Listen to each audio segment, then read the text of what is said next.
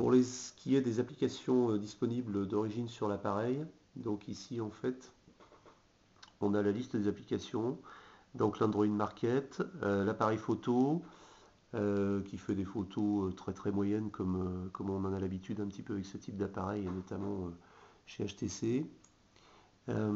Donc ici, contrairement à l'iPhone, je m'excuse qu'on part toujours un peu à l'iPhone parce que c'est vrai que c'est un appareil qui s'en rapproche et qui pourrait un peu lui faire de l'ombre vu ses qualités. On a effectivement un mode photo et puis on a un mode vidéo. Donc là on peut passer en mode vidéo et capter donc des images animées. Voilà. Et puis là on repasse en mode photo.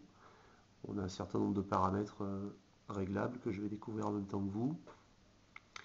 Alors enregistrer le lieu, c'est-à-dire qu'on peut géolocaliser les photos qu'on prend et puis la qualité de la vidéo. Donc la haute pour la carte SD parce que là l'appareil sera vendu chez SFR avec une carte micro SD de 8 Go. Celle qui est disponible là sur l'appareil de près fait 1 Go. Voilà pour la fonction photo. Donc je reviens à mon écran d'application. Vous voyez qu'ici on est en mode paysage. Donc photo, application appelée, calculatrice, une petite calculatrice toute simple. Voilà, le chat, Google Talk, les contacts, l'email. Alors c'est une autre application email que celle que l'application de Gmail qu'on a déjà vue, qu'on peut paramétrer avec des comptes POP ou IMAP. La galerie d'images, l'agenda Google.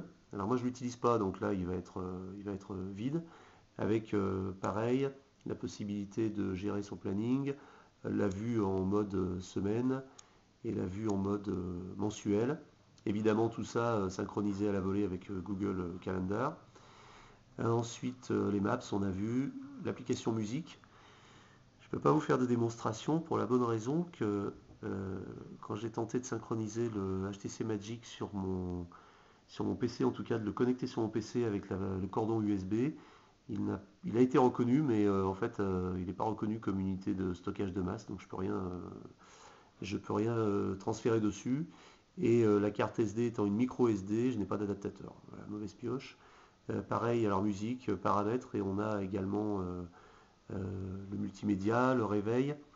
Et j'ai pu installer l'application Shazam telle qu'on la connaît sur l'iPhone aussi. Elle fonctionne de la même façon. Et puis ici on a l'application native YouTube qui pareil chez moi n'a jamais fonctionné. Donc voilà. On va essayer les vidéos les plus populaires par exemple. Alors, on est dépendant effectivement de la connexion Wi-Fi, comme celle-ci est capricieuse. Il y a des chances qu'aujourd'hui on n'ait pas forcément un bon fonctionnement. Voilà, donc chargement, on va être un petit peu patient. Mais j'ai fait plusieurs tentatives, ça n'a jamais marché chez moi. Tout ça c'est des petits réglages à mon avis de dernière minute. Hein. Voilà, donc pas d'application YouTube pour moi alors qu'on est toujours en pleine réception Wi-Fi. Voilà, et puis alors pour ce qui est du hardware, donc un appareil très fin avec simplement très peu de boutons sur les tranches, enfin même aucun, un seul. C'est le bouton de réglage de volume ici. Voilà. Et pas de bouton hardware d'accès à l'appareil photo, ni de lancement du Wi-Fi par exemple. Donc tout fonctionne avec l'écran tactile et les différents boutons qui sont en façade.